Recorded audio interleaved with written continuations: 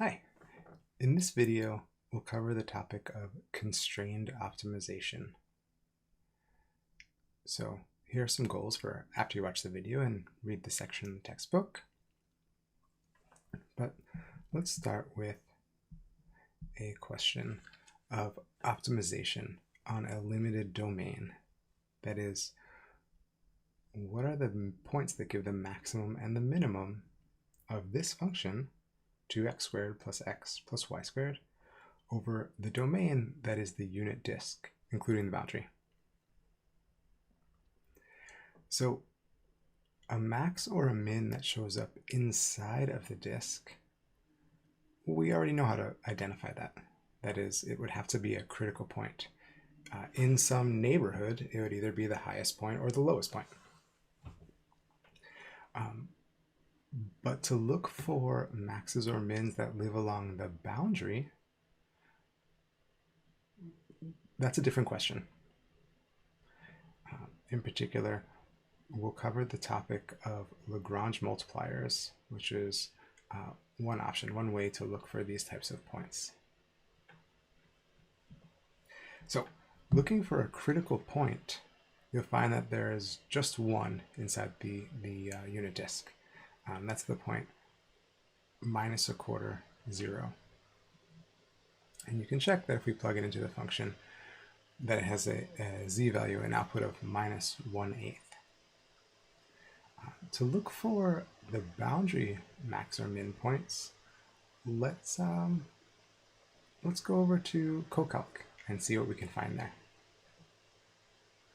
So I'll start by defining the function f and the function g that gives rise to our constraint. And we can look at a 3D plot. So here, looking from the top down, we can see this unit circle. And the question is, where does f achieve its highest and lowest values inside and on the boundary of the circle? And looking at this picture, we can see what the answer is. We can see, well, this critical point, this local min that we found in the middle, is indeed the lowest point in town. And along the boundary, it seems that the max is over here at x equals 1 and y equals 0 about. Well, let's see how that shakes out, looking at it from a few different aspects.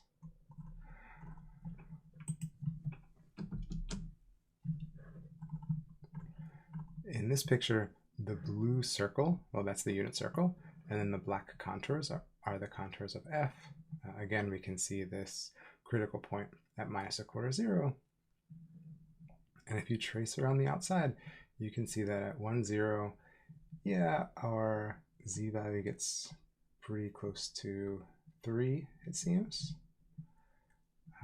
As we sort of coast along, we see the z value dips below 0.8. It gets up to maybe 1, dips below 0.8 again, before traveling back up to something close to 3. So one way to handle this that we might have talked about is we can actually parameterize this curve and plug that into the function as a way of sort of checking all the endpoints. So we can parameterize that circle by using cosine t sine t. And if we plug x equals cosine t and y equals sine t into the function, we get this. And we can graph that. Well, we don't need to graph it, and we can use calculus techniques. This is a function of one variable. But if we graph it, you see that there's a max at 0 and at 2 pi. Well, it's the same point because we're talking about going around a circle. There's a local max at pi, and there are 2 local mins at 2 pi over 3 and 4 pi over 3. And we can probably guess the values by looking at the graph. But let's ask Sage to compute those for us. So our critical point at minus a quarter, 0, that has a z value of minus 1/8. And then the other 4 points, and the rest will come to later. We see, yeah, when t is 0, that's that point 1, 0, 3 o'clock on the clock face. the output is exactly 3. It goes down to 3/4, back up to 1, back down to 3/4, before wrapping all the way around the circle and going back up to 3. And while we're here, one thing I want to point out is, well, if you look at how the contour for G, this unit circle, is related with respect to the direction of the contours for F. Now we identified 4 points on that 2D plot we looked at. One was here at 3 o'clock. One was up here at 2 pi over 3. One was here at 9 o'clock. This is when t is equal to pi. Another one here when t is 4 pi over 3. And you see at all of these places, the blue circle seems to align with the contours for F. Why is that? Well, at a point where it's crossing contours for F, it's either going up or going down, right? Here, if we're traveling counterclockwise, we're going downhill. We're going along contours, or through contours, down the hill. It's only when we are sort of traveling parallel to one of the contours that it's level for a moment before, well, in this case, it starts going back up. And of course, only a select number of the contours are drawn here. There is a contour at exactly that point, which would be not just parallel, but tangent. So let's record all this and see what we can say. So of all the candidates along the boundary, we find that the point at 3 o'clock, that is the point 1, 0, is the highest.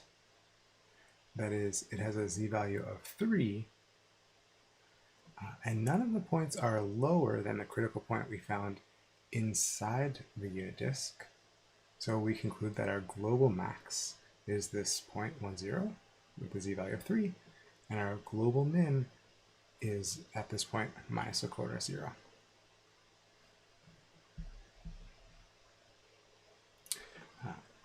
And, well, what can we say about the relationship between the contours of the function f and this single contour of g, that is our constraint, which we can think of as a contour of g?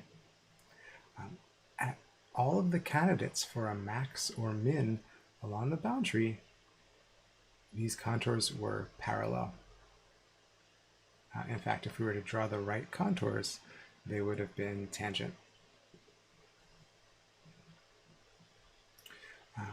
Let's take a look back at CoCalc to see what we can say about the gradient vectors. Let's take a look at the gradients for these functions, or for the function f and for this function g that defines the contour. So here I've just defined the partials derivatives, fx, fy, these are the partials with respect to x and y of f, and likewise for g. And then this command, if you want to pick it apart, identifies a t-value, gives us the x and y coordinates that correspond to that value of t, and then in addition to drawing the contour plot for f and the unit circle that's in blue, it draws the f gradient function and the g gradient function at that point. If you'll see, I've actually scaled these just because the gradients are actually pretty long and they don't quite fit in the picture, but the directions are what's important. So at this point where t is pi over 2, we're at 12 o'clock on our circle, you can see the gradient of g points straight up, while the gradient for f, that's this thick black arrow, points sort of northeast. Now if we head to one of the points that we knew was a sort of critical point, or a special point, and here one of them was what, 2 pi over 3. We see that the gradients are parallel. If I hadn't made the black one thicker, we might not see it at all because it would be hidden under the blue arrow. We can head over to pi,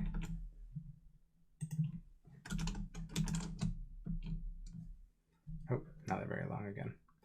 Again, they're parallel. And, well, this makes sense.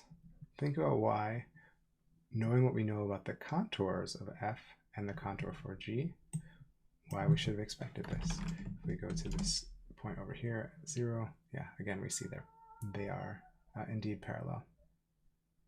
As we saw, and as we hopefully might have predicted, the gradient vectors have to be parallel at any of these points. That's because, well, we already determined the contours are parallel, and gradients are perpendicular to contours. So if the two contours are parallel at a point, then both of their gradients point in the same direction. Possibly opposite directions, but still parallel. So putting this all together to locate a max or a min point that lives along a constraint, well, there will be three possibilities. One, it's an algebraic way to encode what we just saw about the gradient vectors. We'll say the gradient of f at that point is some constant number lambda times the gradient of g at that point. So here lambda is just a real number, and to say one vector is a scalar multiple of another is to say exactly that they're parallel, what we just decided before. Lambda is the traditional Greek letter to use in this case. It's known as a Lagrange multiplier, and this method is called the method of Lagrange multipliers to locate a max or a min along the boundary. There are some other options. One, if our constraint curve has endpoints, we have to check those, just like we did in our Cop1 class, because the gradient vector might not be defined there, or might not be parallel, even if it is a global max or global min. And then the third is that sort of independent of the gradient.